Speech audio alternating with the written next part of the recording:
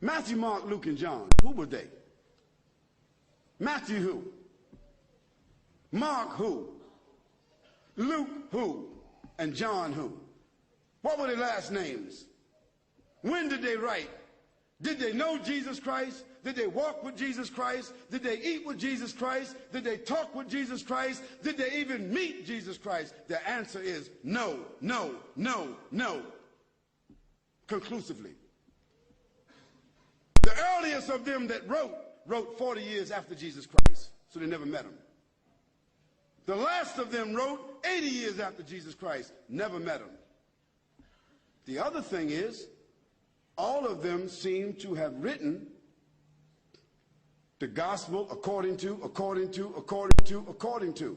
Now, when you write a letter, do you sign it according to? According to is the third party.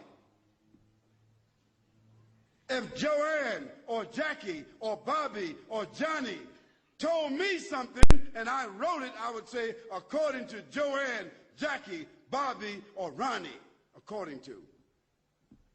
But those four people would not write a letter and in front of it say Jackie according to Jackie and not even write her last name.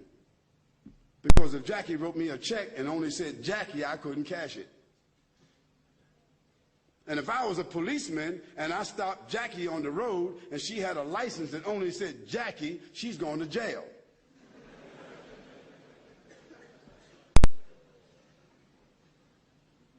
Where in the world is a document with only one name of four different writers that did not meet the one whom they're writing about? Where is that accepted in the whole world? Nowhere except in the Bible. And the church fathers and the church writers and the Christian historians, they all agree that perhaps those four writers themselves were only pen names. Because a writer would not write his first name according to.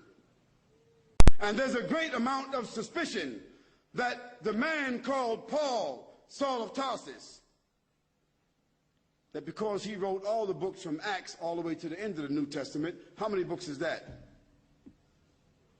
How many? 16, 15, 17, 19?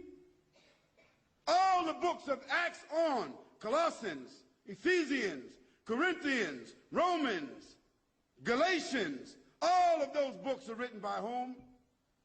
Paul, Saul of Tarsus, another man who never walked, who never talked, who never met, who never ate, who never prayed, who never knew Jesus Christ. Isn't that something? Now here we find four writers and another one between them that wrote all the New Testament books that never talked, never walked, never ate, never prayed, never met the man called Jesus Christ. Yet in their words, the first mentioning of the Trinity came from where? From Jesus or from them? The first mentioning of Jesus being divine, a man God, came from whom? From them. The first mentioning that Jesus is the Son of God came from whom? From them. Jesus never said in his own words any such words, but it was the men who never met him, who claimed to have written, who didn't know their last names. And Paul, by the way, before he had that vision on the road to Damascus that only he saw and only he heard, guess what his occupation was? Do you know? He was a bounty hunter, a hunter of Christians, hunting them down like animals, binding them and bringing them to where? To Rome, so that they could be executed.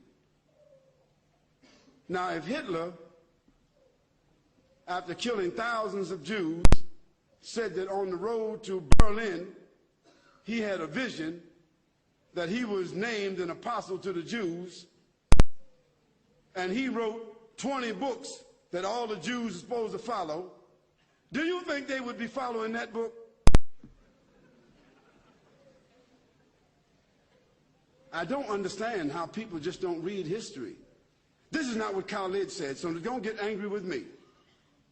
This is your own scripture, your own Bible scholars, their own church fathers. All of them agree